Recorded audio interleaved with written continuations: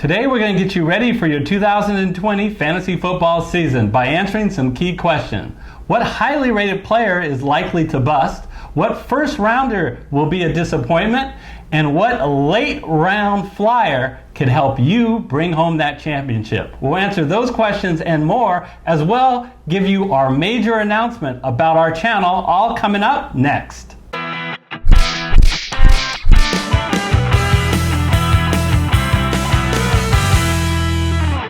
Hello everyone, I'm Eric Lee. And I'm Gary Kurtzman, and we are the Fantasy Football Consultants, and we've got a great show for you. We took the top 6 trending questions about the 2020 Fantasy NFL Draft.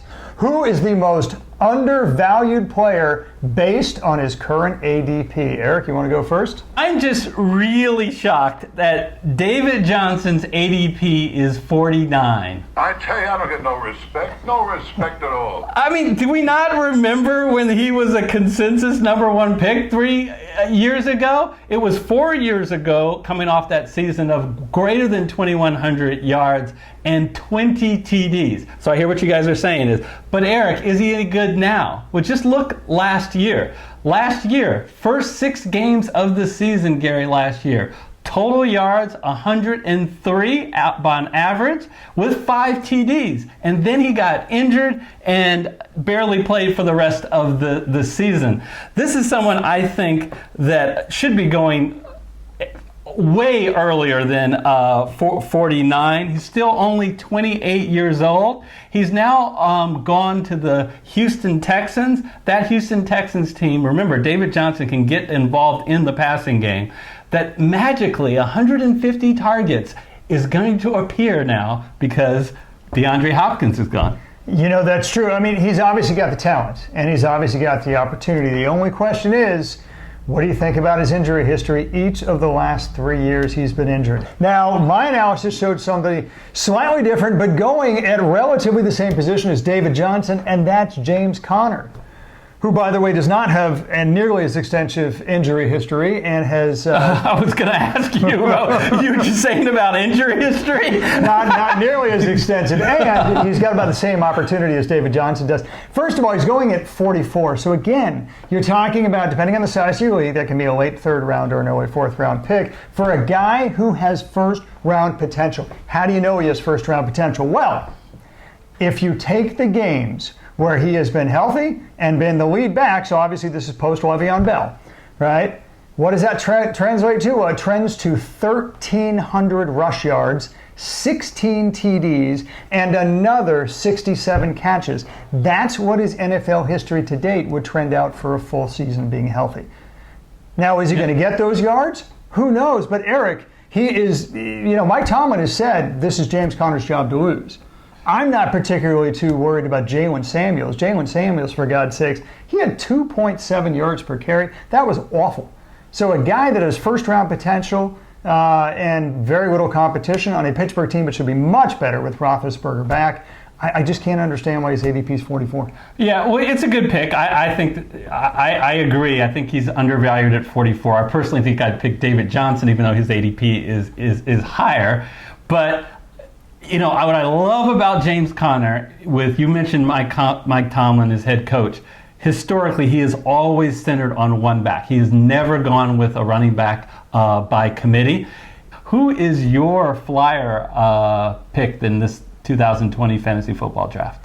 I'm a little biased, Eric. I'm a 49er fan. Here it comes again. I'm going Brandon Ayuk, wide receiver, San Francisco 49ers. His ADP is a whopping 195. In other words, get him in the last round. Pick him up on the waiver wire, potentially, for God's sake. Why do I like this guy? First of all, hey, sleepers, flyers, let's face it. You know, those are the guys that have a small % chance of having a really big role. So I'm not trying to sell you on the fact that he's likely to break out this season. But what I am saying is he's got all the opportunity, Eric, to really make a difference on that 49ers team. Why is that? First of all, the 49ers love him. They traded up, they traded draft capital to get him in the 1st round, so they love this guy. Second of all, who's his competition? Obviously, George Kittle catches passes at the tight end position, but other than that, Deebo Samuel's got a Jones fracture.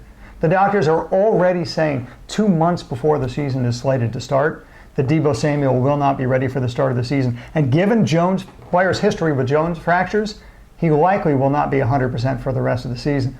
By the way, Emmanuel Sanders, the guy whose skill set most matches Deebo Samuel, bye-bye. He's catching passes for the Saints. The 49ers have nobody else. Jalen Hurd is untested. Everybody else is untested on that team. The guy who's going to get the best shot to replace the number one wide receiver, formerly Emmanuel Sanders, was going to be Deebo. Now is going to be Brandon Ayuk. I'd take a flyer on him.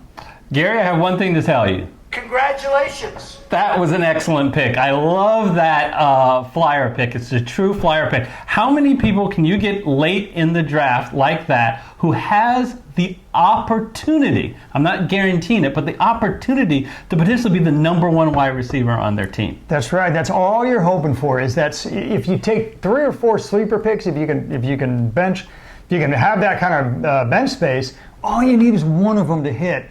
And you are just in a way better position to win that fantasy league. Yeah. All right. So my sleeper pick is a little earlier in the draft with an ADP of 129. It's Daniel Jones. You can get Daniel Jones at 129? Gary, that's incredible. The guy had a very good rookie year. It went unnoticed, I think, by many people.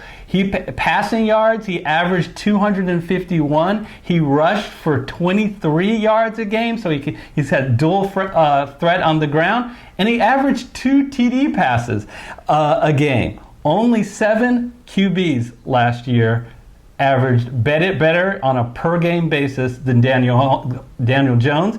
Yet he's a QB 16 now in the draft. And on top of that, this year he gets 2 healthy weapons in the passing game that he didn't have before, Saquon Barkley and Evan Ingram. I'm all in on Daniel Jones this year. And those are basically his 2 best receivers when you get right down to it, although neither one of them are actually a wide receiver.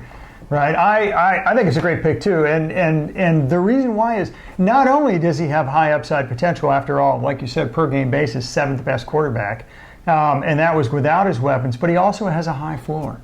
So even if you end up in a quarterback situation where you mix him in with somebody else, another quarterback that you might have drafted a little later, the reality is on a matchup basis, you're going to use this guy. Some flyers, if they break out, that's great. If not, you cast them off by week 3 or 4. This is a guy you probably want on your bench for the full 17. Yeah. Because he's going to be useful on a matchup basis at a minimum, especially with that high floor. So, Eric, we're moving on to the third question. Which 2019 bust is going to come back strong in 2020? Eric, what do you think? Well, look, if you drafted Adam Thielen last year, you were saying, go! I mean, you drafted him early, and you were feeling bad about that. Yes, absolutely. He was a disappointment. But now he comes at a much cheaper price at ADP 28, and I think he's in for a good year. Everything is trending in the right way from Adam Thielen this year. Stephon Diggs, bye-bye, kind of like you said with Emmanuel Sanders. And who replaces him? A rookie. Also, Dalvin Cook right now is still holding out, and even if he does play, the guy is injury prone, which would give him a higher ceiling to Adam Thielen. So he has a great rapport with Kirk Cousins already. I see really big things for Adam Thielen. Last year, the first 7 games before he got injured, 7 touchdowns. So he was on his way to having a good year before the hamstring acted up and was bothering him the rest of the year. And that was with Dalvin Cook healthy on the team, and that was with Stephon Diggs, who no longer has competition. So that's a conservative estimate, I think, if any. Oh, goodness, we've been so nice to each other, but stay tuned. That'll stop. So, in fact, it may stop with this pick. Honestly, the 2019 bust is going to come back. I didn't have to look very far for this, Eric. Odell Beckham Jr. Odell Beckham Jr. He's so good I said it twice. I don't understand, Eric. I really don't. He's got an ADP of 33. Okay. If you walk down the street and asked anybody on a pure talent basis, who's the best wide receiver in the NFL, Odell Beckham Jr. is in the top 2 or 3 in everybody's list. He's ADP 33, folks. Why would he be? Look, I get that he was a bust last year. That is, after all, the premise of the question. Why was he a bust? He played through a sports hernia. Folks, sports hernias sideline most receivers or most anybody in the position for the year, and they have surgery on it. Despite the fact that Cleveland was going nowhere, he was a big enough team player that he stuck it out for the entire year. He obviously wasn't 100%. You could see it on the field. You can see it in the stat line. He is 100% now. He's had the surgery. He's made a full recovery. And look, he's still just 27 years old. His trend line's going up. It's not going down. And if you take a look, Eric, at what's happened in his first 6 seasons in the NFL, only 2 wide receivers have scored more fantasy points than Odell Beckham Jr., right? And their household names, Michael Thomas and Julio Jones. And hey, Cleveland's offense is only going to get better. Everything is trending positive for OBJ. I pick him way before 33. Gary? No.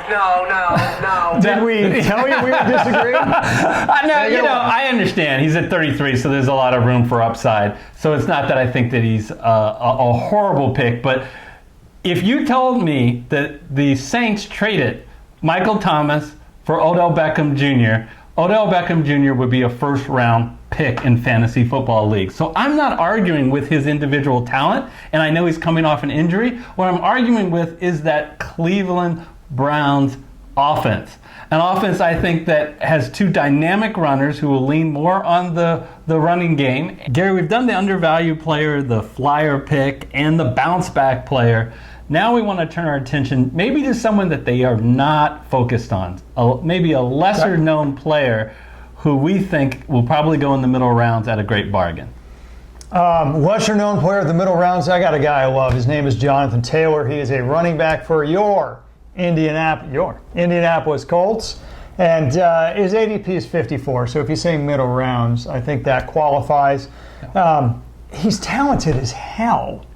I mean, geez, Eric, I don't know if you happen to see his games in Wisconsin. This guy, talk about not a flash in the pan or a one-year wonder. He gained over 2,000 yards in each of the 3 years that he was a running back at Wisconsin, a Big Ten school. They got good competition. This is not somebody out of Podunk U here. He is almost shockingly talented, which is why Indy went up in the draft to nab him. And not only that, but, NFL is a land of opportunity. And this guy has massive opportunity. First of all, Indy is one of the best offensive lines in the game. They've been, for each of the last 3 years, invested heavily in the draft, and in free agency in their offensive line, and it's really paid off. And Marlon Mack is your competition. Marlon Mack. No offense to you lovers out there, the man, but he can't. Big Mac. Big Mac attack. He can't, Eric, less than 4 yards a game. That's hard to keep your starting job. I got to be honest with you. He hasn't been terrible, but a guy who's talented as Jonathan Taylor, I don't think he should have too much problem supplanting the starting job. I think, quite frankly, what's going to happen is they're going to rotate him. It's going to be 1A, 1B at the beginning of the season, and you always bet your dollars on the more talented guy at that point, right? And that's so clearly Jonathan Taylor. Not only that, but remember, Mack was a 2-down back, not a 3-down back. They have Nyheim Hines, right? He's fast, and he's a pass catcher. Oh, wait a minute.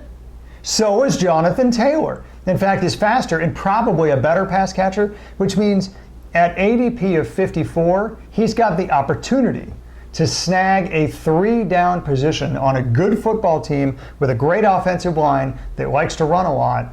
Man, you're just not going to find that high a ceiling for a guy at ADP 54. I love this guy. Yeah, there's a lot I like about this pick of Taylor. I think what you guys have to remember is the Andrew Luck era Indianapolis Colts are over. They are a rushing team, and they'll still be a rushing team with Phillip Rivers as the quarterback, who, by the way, likes to dump short passes off to his running back. So I like this pick, but I have a question for you, Gary. Yes.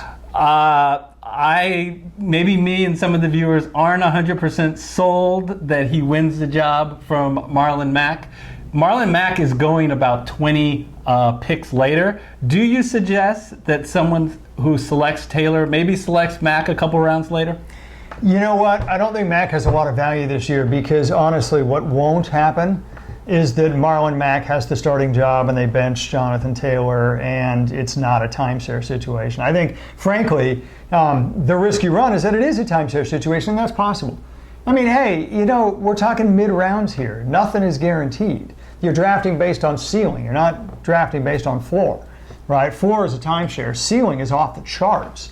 Not Marlon Mack's ceiling, though. Marlon Mack's ceiling is timeshare. Jonathan Taylor's ceiling is 3 down back. My lesser-known player is from the Washington football team, their new name. Wow. And that should narrow it down because there's not a whole lot of talent on that. Terry McLaurin. You should know him, but maybe he's a little lesser known because he's been buried on what last year was the worst passing attack in the NFL. Ouch. The least passing yards. So there truly is no way but up.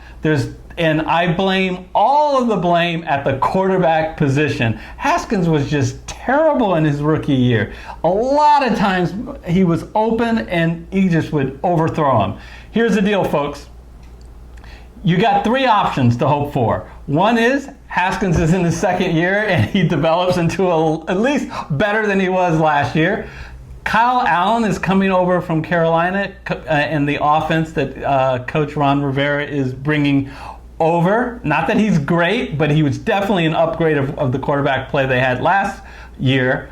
Or Alex Smith is actually on the practice field. Unbelievable that he's coming back from that really serious broken leg. And remember, whole new offense, new coaching staff with Ron Rivera. Keep in mind what Ron Rivera was able to do for DJ Moore, who, in my opinion, McLaurin is far superior in talent than DJ Moore. DJ Moore caught 87 passes last year. So he's my little-known player who I'm going to take a flyer on in the middle rounds. Yeah, I mean, I can see where you're going. I'm not sold.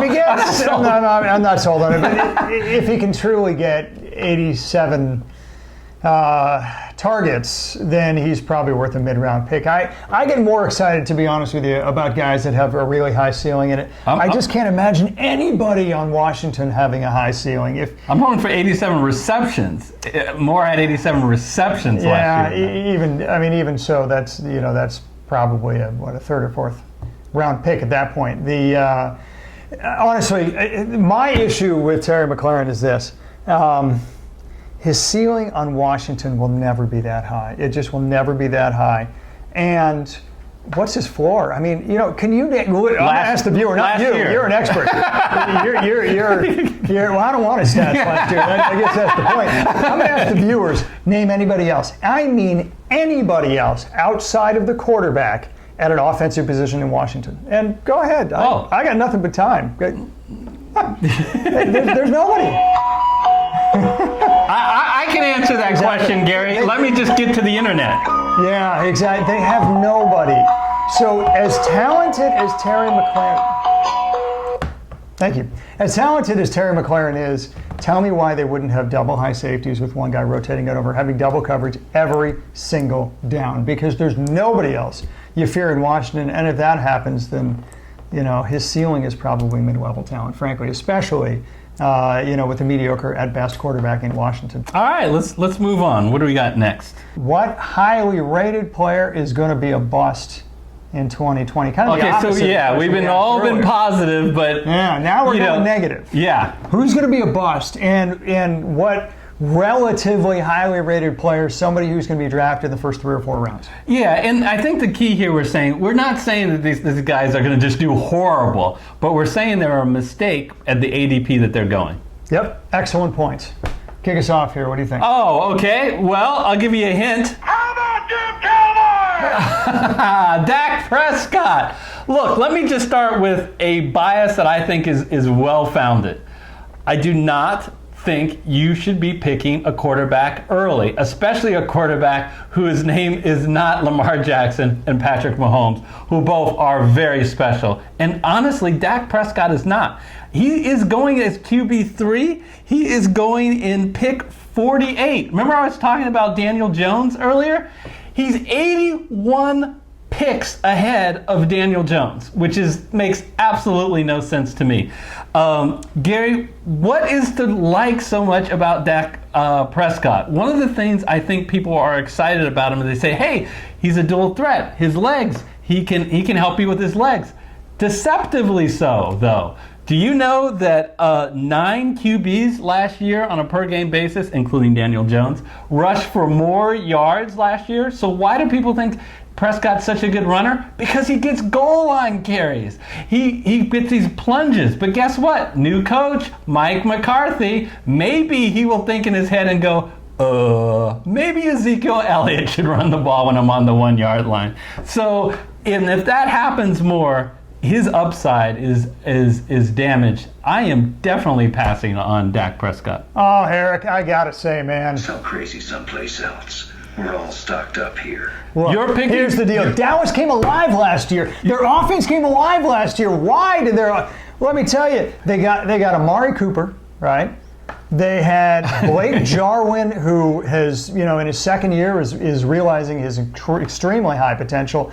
Ezekiel Elliott continues to run wild, and they had one of the NFL's top 5 offensive line. Yeah, everything about that is how true much this does that year. help Dak Prescott when Ezekiel Elliott runs wild? He's one of the best pass-catching running backs in football, and everything having to do with the offense helps the quarterback. Look, here's the deal. If anything, they're going to get better because Blake Jarwin has one more year under his belt and has shown that he's incredibly justifying the relatively high draft pick that Dallas drafted him for a couple years ago. Frankly, he was a steal. They're going to have Amari Cooper for a full year, and they got the consensus of everybody, unless you're an Oakland Raider front office guy, best receiver in the college class in CeeDee Lamb. This is like their offense is only going to get better, and Dak Prescott was a top 5 quarterback. He passed for almost 5,000 yards last year. I think he'll do it again this year. I don't think the Dallas offense or Dak Prescott was a flash in the pan and 1 year wonder. I am all in for the offense, and it all starts with the quarterback. This is very much like a presidential election. It takes I have to fact check half of the things you just said. Yes, I think please. in the midst of that, I think you said Ezekiel Elliott is one of the best pass-catching running backs in the NFL. He is most certainly not. He is a tremendous pass-catching back. Are you kidding me?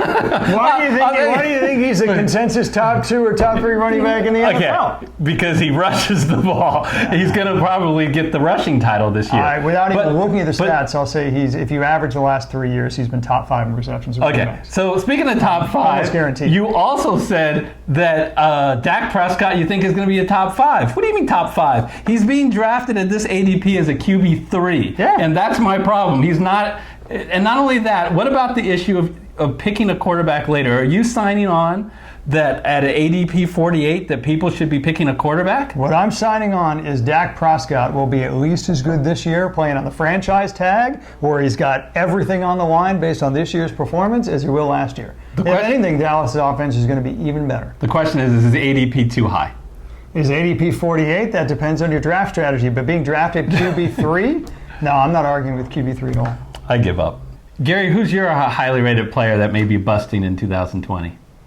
My highly rated player, honestly, I mean, this may be a bust in the traditional sense of the word, Eric. I don't like this guy nearly as much as apparently most people do. A.J. Brown has an ADP of 36 in a 12-team league. You're picking this guy at the end of the 3rd round.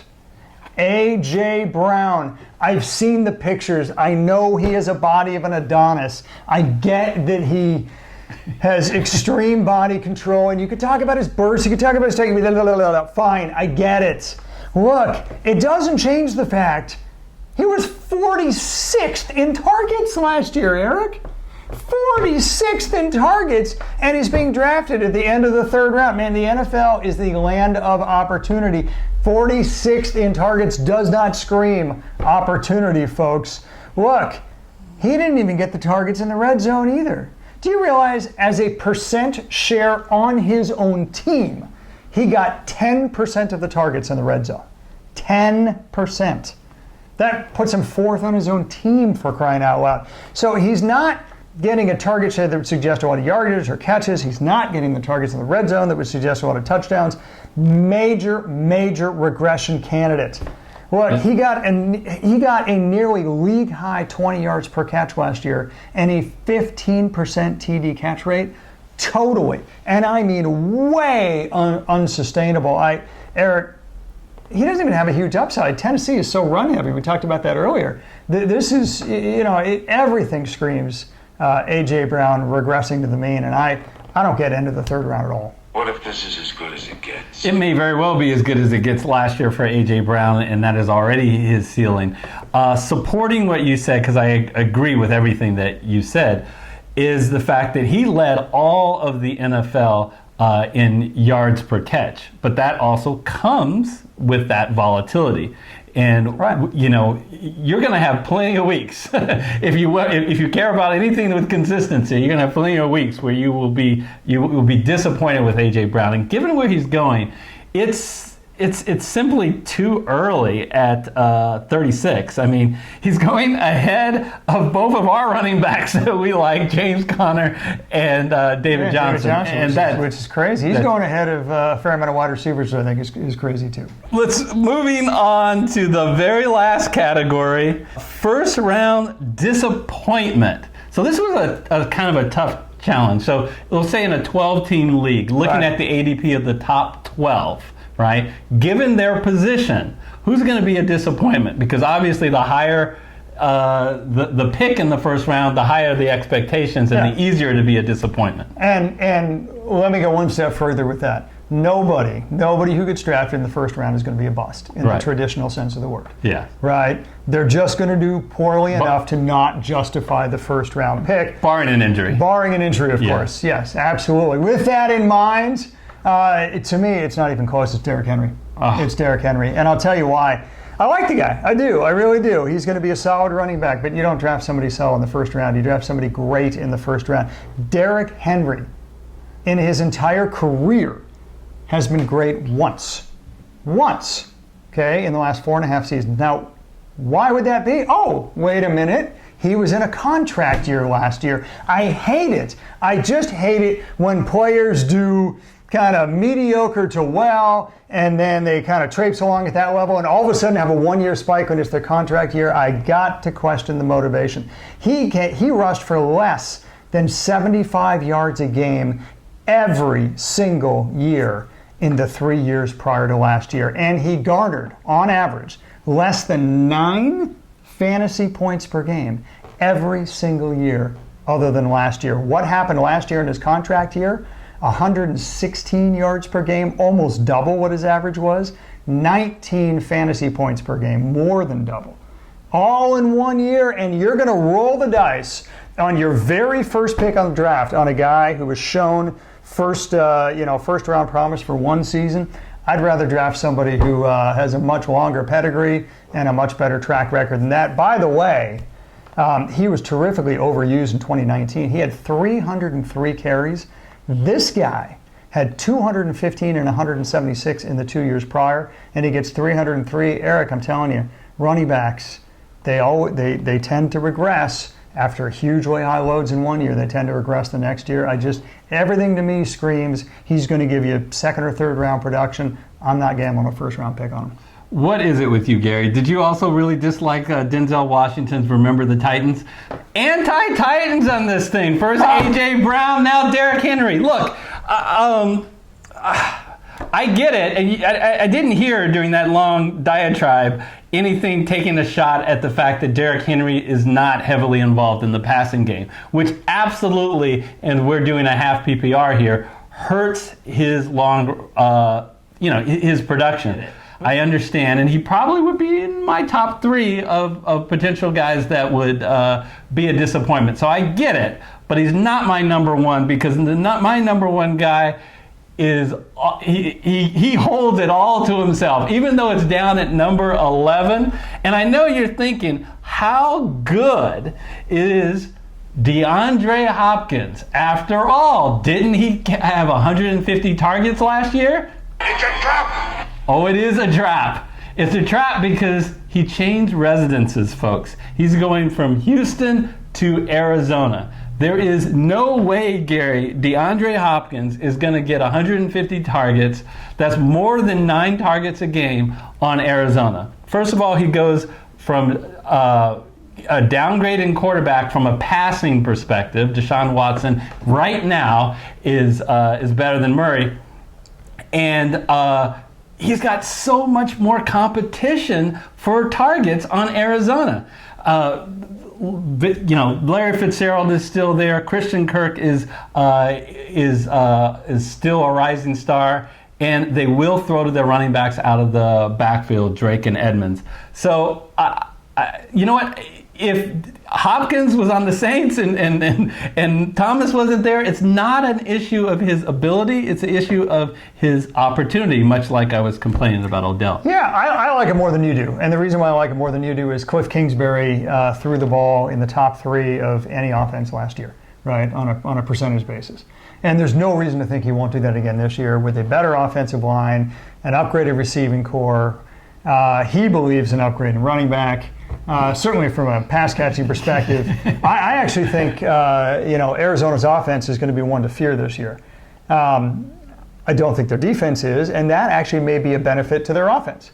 That'll wrap up our 6 key topics for the 2020 Fantasy Football Draft. I teased it earlier that we had a major announcement. For background, I've known Gary since college, where we went to college at UC Berkeley in California. He was a stat major, I was an accounting major, but we really bonded because of our passion of the NFL. And we even filmed way back then a show on the college campus all about the NFL when we looked a lot younger. And we're a lot younger. Yeah. Don't kid yourself. But we graduated, and then we went on to 2 very successful careers in business, and we were able to get our dream, which was to retire early, and we have that extra time. I, 6 years ago, went into academia. I now teach at a college level, a lot less stress than the business world. And Gary, you have some exciting news. Well, exciting news on a personal level. So I now am going to embark full-time on a teaching credential program with the goal of being a high school history teacher. It's been a passion of mine ever since I was in high school. And I chose to go a different route, make a few dollars in corporate America. But now I get the opportunity to do it. I couldn't be more excited about it. That all starts very soon for me. What does that mean for fantasy football consultants? Yep. Well, first of all, in the preseason, it doesn't mean a whole hell of a lot, right? Because in the preseason, I'm still in front of the camera, still making shows. First of all, this video obviously is a preseason video. Still actively filming and doing the analysis for the Survivor Show.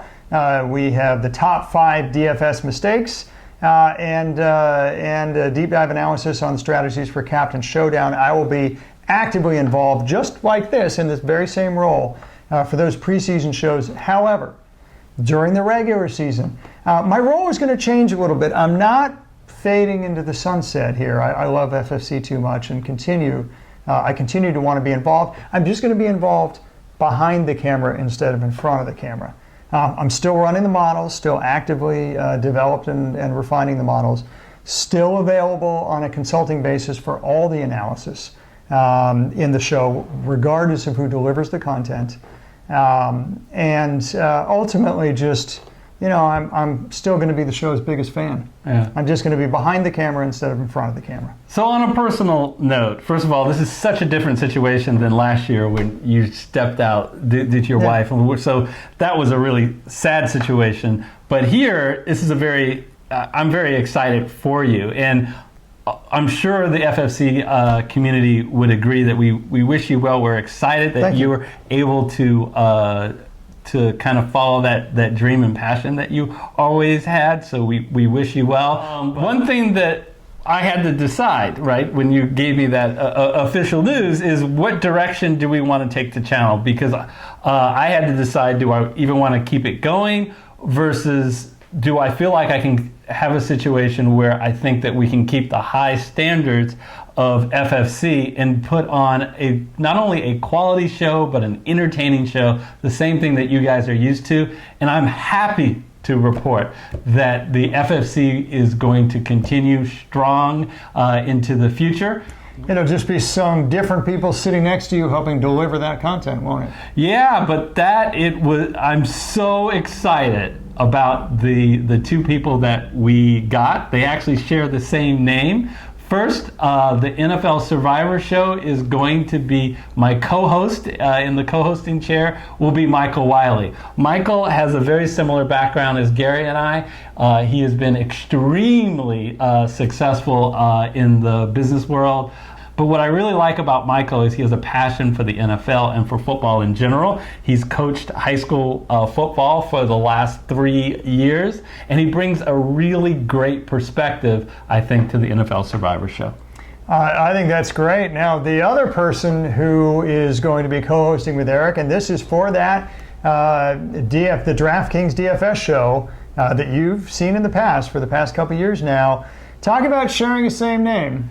Yeah, I don't know if you knew this, Gary. You had a contract to always film every show. And if you violate that contract, you have to give up your firstborn. Exactly, and that's exactly what I've done. Shares the first name Michael with Michael Wiley, and he shares the last name Kurtzman with me. My oldest son has, let's face it, he's got the same background as me because he's got the same genetics and he's got the same passion for football. He's got the same analytical mind. He's working towards that same academic background as I have as well, which should lead into the same professional background. And he just has such a passion for it, and I think he's going to do great. I really do. I am behind the scenes, of course. So all the analysis that he will deliver comes from him and comes from me, and I think he's going to do one bang-up job. I really do. I think you're going to love it a lot. Yeah. So one thing that I had to decide in the off-season is how much do we want to reach out to you and ask for your support, specifically your monetary support. And we've decided not to do that this year, especially with all the things that are going on. So no Patreon. But the one thing we ask, if you want to help support the show, I love the initials LCSS. Like, comment, subscribe, and share. The like is, I don't like to mention every video. Will you please like our video? Just if you can just make that a habit. Every time you see one of our videos, click the like. It really helps in the YouTube algorithm. Comment, because doing this show, just talking to you without hearing back, sucks. We love this to be as interactive as possible. Here's the bottom line, Gary. I really want to get to the channel to a point where if you click onto our videos, not only will you learn from the things that we say, but you can get a habit to go down to the comment section and pick up some pearls of wisdom, which has been in the past from our FFC community. So please keep that up. And we've got a busy preseason, folks. A lot of shows coming your way, as well a very exciting regular season with a fantasy football year like no other. And we will be covering it as long as the NFL is playing games. So until we see you next time, you guys have a great day. All right, see you next time.